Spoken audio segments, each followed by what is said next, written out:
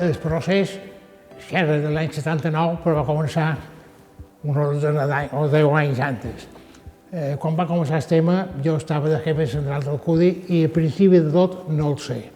Sé, a partir de llavors, de l'any 60 i pico, que vaig estar ja de delegat adjunt del Col·legi de València amb 2 delegats i llavors vaig ser delegat del Col·legi de València, jo. Motius? Pues, hombre, en aquell temps començaven les autonomies, començaven a fer lleis de l'autonomia, a part de les nacionals i tot això. I clar, primer no ens semblava bé que tinguin una autonomia aquí, el qual ens demanava temes per ajudar-los, per fer lleis, per fer reglaments i aquestes coses, els de València tinguessin que venir aquí i nosaltres tinguessin que ajudar en el govern de València. I van començar a moure ja tot aquest tema. Però el tema va durar 6 anys o 8, no sé quant. Va anar bé, va anar bé.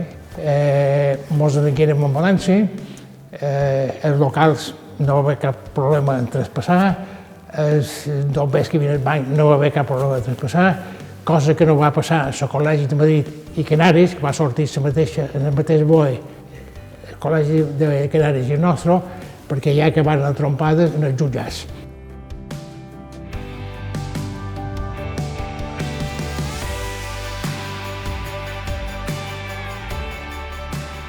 En aquella época realmente solo había 3 escuelas, la escuela de Bilbao, la escuela de Madrid y la escuela de Barcelona.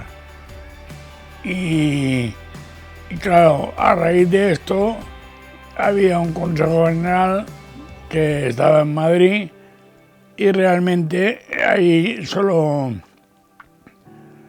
estábamos pues Andalucía Oriental y Andalucía Occidental, Asturias y León, Valencia, en fin.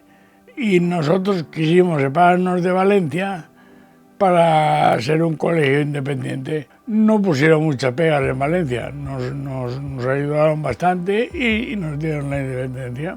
Cuando nos independizamos conseguimos que el Consejo General, que estaba en Madrid, lo presidiera el Colegio de Bilbao. Y a raíz de esto, pues hicimos incluso un Consejo General en Menorca, que lo hicimos aquí.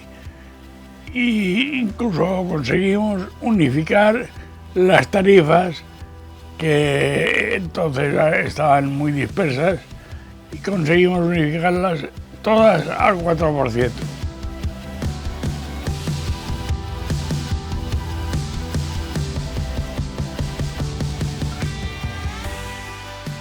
Hi ha una anècdota que m'agrada explicar, que va ser que quan érem al 78, que van decidir canviar-nos i passar-nos a ser independents al 79, va haver una junta general en la qual s'havia de triar qui eren els òrgans que havien de dirigir el col·legi.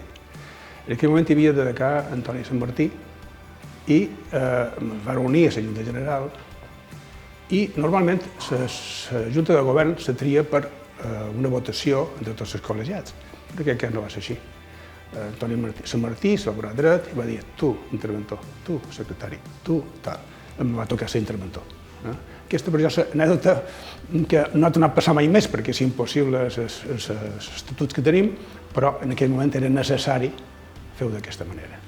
Com a documents que representen el que érem Col·legi de València, aquí tinc el carnet que jo tenia a l'any 78, que correspon al número 1097 del Col·legi de València. 78. Van fer l'evolució independent i van crear el col·legi nou, del qual jo vaig passar al número 146 del Col·legi Independent d'Enginyeria Industrial de Balears.